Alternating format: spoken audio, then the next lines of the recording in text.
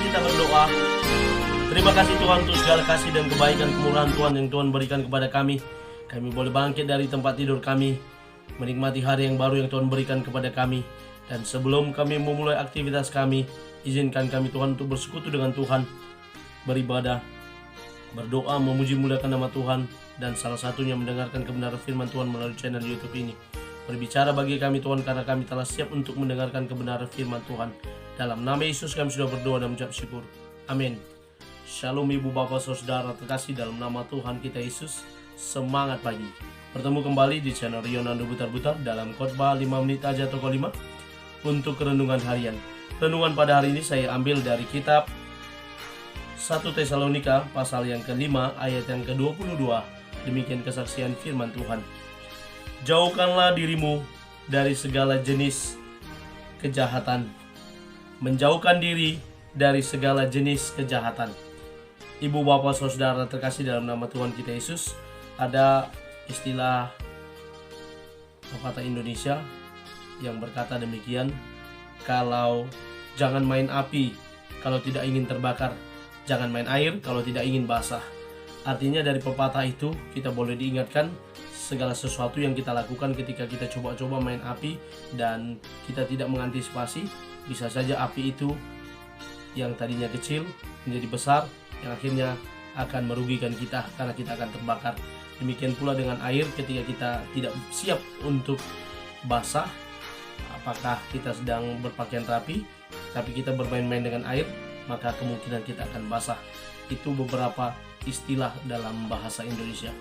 Ibu bapak saudara terkasih dalam nama Tuhan kita Yesus, demikian pula dalam nats ini di mana Rasul Paulus ketika dia mengingatkan jemaat di Tesalonika dengan berbagai-bagai nasihat yang mengingatkan mereka bagaimana mereka harus menghormati saudara-saudara mereka yang bekerja keras, bagaimana mereka harus sungguh-sungguh menunjukkan kasih karena pekerjaan mereka, bagaimana mereka harus hidup saling menasihati, bagaimana mereka harus hidup saling memperhatikan agar jangan membalas kejahatan dengan kejahatan, bagaimana mereka harus senantiasa bersuka cita, tetap berdoa, dan tetap mengucap syukur, tidak memadamkan roh, dan jangan menganggap rendah nubuatan, serta menguji segala sesuatu. Dan sampailah pada nasihat yang terakhir di ayat yang ke-22 ini, yakni menjauhkan diri dari segala jenis kejahatan. Sebagai para pengikut Tuhan, para pengikut Yesus, sebagai orang-orang percaya, Paulus menginginkan jemaat di Tesalonika boleh menjauhkan diri dari segala jenis kejahatan. Apapun yang namanya kejahatan, mau kecil mau besar, kalau itu bentuk kejahatan, maka itu tidak berkenan di hadapan Tuhan. Karena tidak ada hanya sekedar istilah ada dosa besar, dosa kecil. Yang namanya kejahatan tetaplah kejahatan.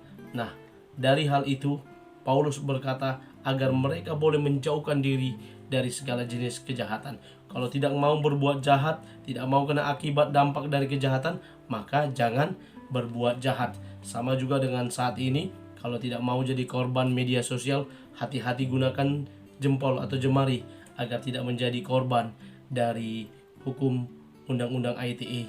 Sehingga kita harus lebih bijak dalam menggunakan segala sesuatu, karena sangat dekat dan sangat rentan kita dengan hal yang dianggap jahat sesuai dengan undang-undang. Ini pun harus kita antisipasi segala jenis kejahatan. Apa saja bisa kita pahami, kita maknai yang namanya jenis kejahatan yang harus kita jauhi sebagai anak-anak Tuhan. Kenapa Paulus berkata demikian?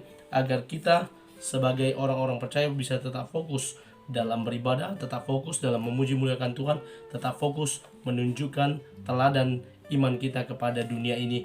Karena apa? Panggilan orang percaya harus menunjukkan jati dirinya sebagai anak-anak Tuhan. Maka sebagai anak-anak Tuhan, sebagai orang-orang percaya, sebagai orang Kristen, kita harus menjauhkan diri kita dari segala jenis kejahatan. Karena apa? Sebelumnya dikatakan, ujilah segala sesuatu.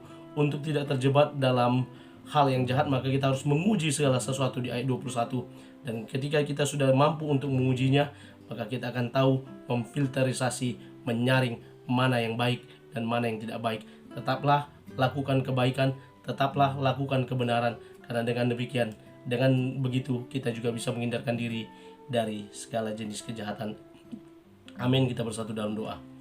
Terima kasih Bapak untuk firman-Mu yang telah kami dengarkan. Berkati firman-Mu boleh bertumbuh berakar dalam hidup kami, sehingga sebagai anak-anak Tuhan, kami boleh menjauhkan diri kami dari segala jenis kejahatan.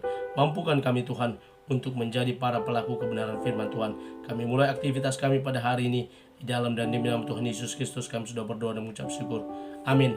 Selamat beraktivitas. Tuhan Yesus memberkati. Shalom.